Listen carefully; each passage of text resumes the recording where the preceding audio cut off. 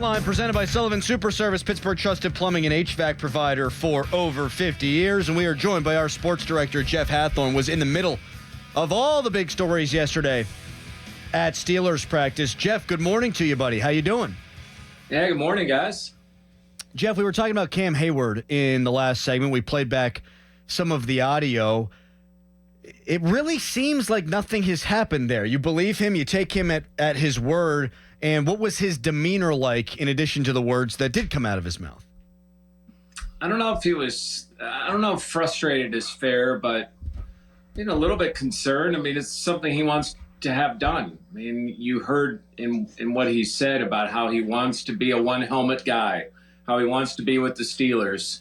I think everyone at their job probably feels like, hey, look at if you've done what he's done, you think, all right, I don't care what else is going on. Like, I want to have this behind me. I want to be able to know what my future is. So I think there's a little bit of concern. That doesn't mean a deal won't get done.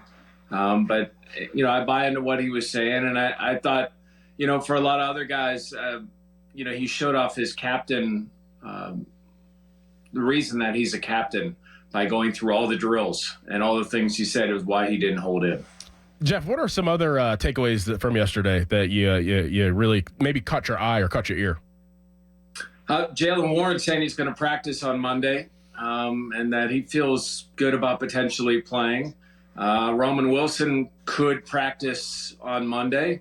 That's a good sign. And Troy Fautano is just like, hey, I'm kind of expecting to go Monday, and he was able to do some very small individual work. I don't know.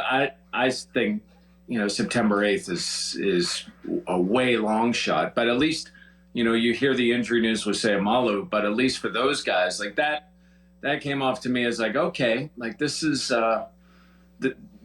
the injuries aren't all bad news, and some of these guys are going to be back maybe sooner, or a couple might be ready, or at least Jaylen might be ready for the game in Atlanta.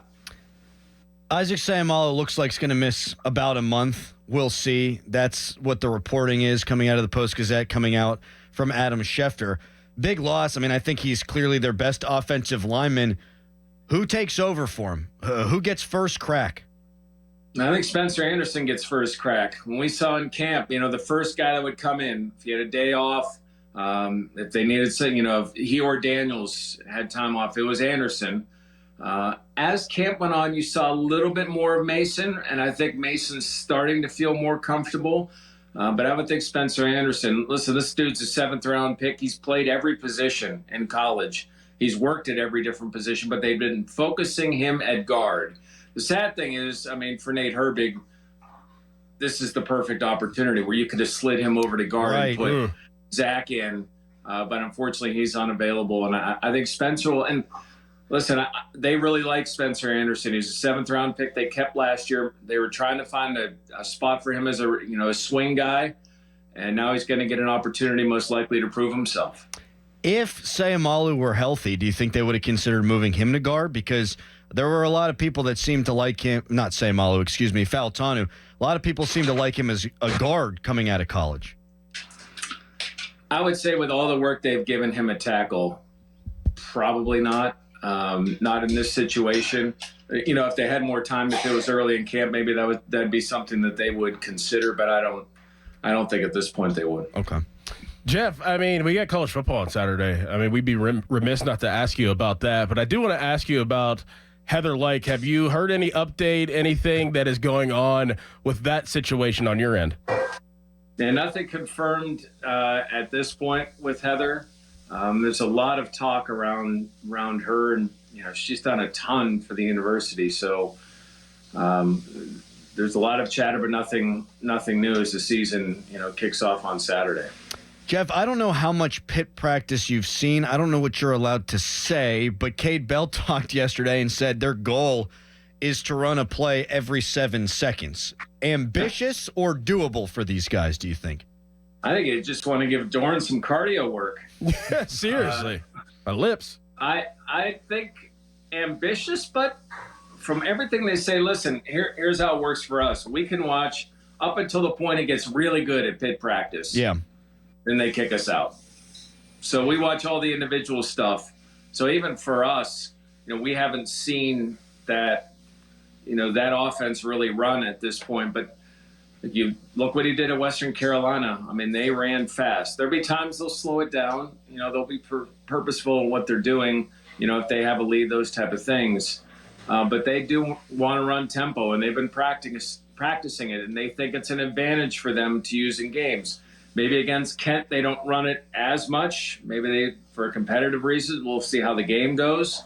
But yeah, they're gonna move it, and obviously, they've got a quarterback situation to solve, and they're going to do everything they can to try to find that quarterback before they go to Cincinnati. Jeff, does West Virginia have a chance Saturday?